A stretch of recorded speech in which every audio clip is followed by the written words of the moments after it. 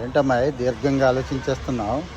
Sir నేను BTech second year చదువుతున్నాను. నాకు రాకెట్స్ ఇంకా స్పేస్ శాటిలైట్స్ అంటే చాలా ఇష్టం. ఇస్రోలో జాబ్ ఎలా తెచ్చుకోవాలి సార్? అదిగో ఆ అమ్మాయికి వచ్చిన డౌటు మీలో చాలామందికి ఉంటుంది కదండి. సో మీరు కంప్యూటర్ సైన్స్ స్టూడెంట్ అయితే ఇస్రోలో ఏం చూస్తారు అనేది కూడా కావాలి కదా.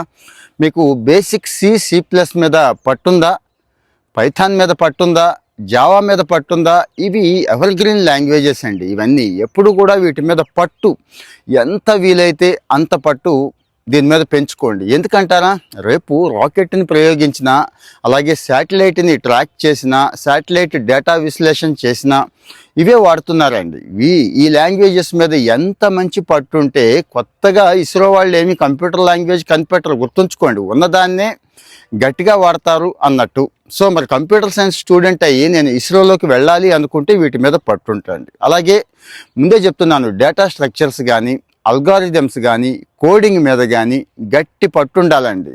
అలాగే కాస్త విశ్లేషణ ఉండాలి, డేటా అనాలిసిస్ చేయటంలో కాస్త పట్టుండాలంటే మరీ తక్కువ స్కోర్ ఉంటే కాదు కదండి. కనీసం 6.5 అబోవ్ CGPA మీ ఇంజనీరింగ్లో ఉండేలా చూసుకోండి. మెకానికల్, ఎలక్ట్రికల్, సివిల్ అందరికీ ఇస్రో అవకాశాలు కల్పిస్తూ ఉంటుందండి. అయితే ఇక్కడ ఒక లాజిక్ ఉంది.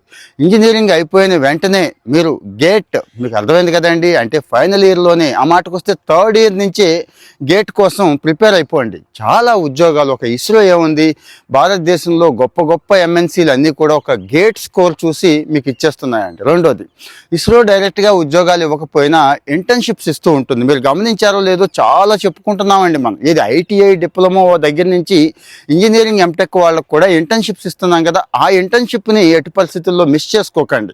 అలాగే ఇస్రో కొన్ని ఫ్రీ కోర్సులు ఇస్తుందండి. ఇది IIT మద్రాస్ వాళ్ళతో కానీ రకరకాల గొప్ప గొప్ప ఏజెన్సీలతో కలిసి ఫ్రీ కోర్సులు ఇస్తుంది. ఆ ఫ్రీ కోర్సులు కూడా వదిలిపెట్టొద్దు. ఒకవేళ 500, 1000 ఉన్నా కానీ ఆ కోర్సు చేసేయండి.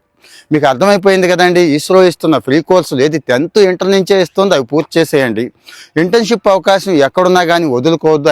ఇస్రోలో చాలా సెంటర్స్ ఉంటాయండి, గుర్తుంచుకోండి. అహ్మదాబాద్ దగ్గర నుంచి చాలా ఉంటాయి. అక్కడొచ్చినా కానీ చేసేసేయండి. ఇక గేట్ కూడా రాసేయండి. ఇప్పుడు చెప్పాను కదండి, మీకు ఏదైతే పట్టు కావాలో ఆ పట్టు ఖచ్చితంగా కంప్యూటర్ సైన్స్ కావచ్చు, ఎలక్ట్రికల్ కావచ్చు, ఎలక్ట్రానిక్స్ కావచ్చు, ఎవరైనా కానీ ఆ పట్టు సంపాదించేస్తే ఇస్రో ప్రీవియస్ పేపర్లు అన్నిటికంటే ముఖ్యంగా మీరు ఏదైతే బ్రాంచ్ ఉన్నారో ఆ బ్రాంచ్ బేస్డ్ నోటిఫికేషన్లు వచ్చేసి ప్రీవియస్ పేపర్లు అన్నీ దొరుకుతున్నాయి. గూగుల్ చేసినా దొరికేస్తాయి. అది పట్టుకోండి. అంటే ఆ సిలబస్లో మీరు ఎంత డెప్త్ ఉన్నారు, ఎంత లోతున్నారు అనేది మీకు తెలిసిపోతుంది. సో ఇవన్నీ ఫాలో అయితే ఇస్రోలో జాబ్ కొట్టడం తేలికేనండి. ఇంకా డౌట్స్ ఉంటే దయచేసి కామెంట్లో పెట్టండి.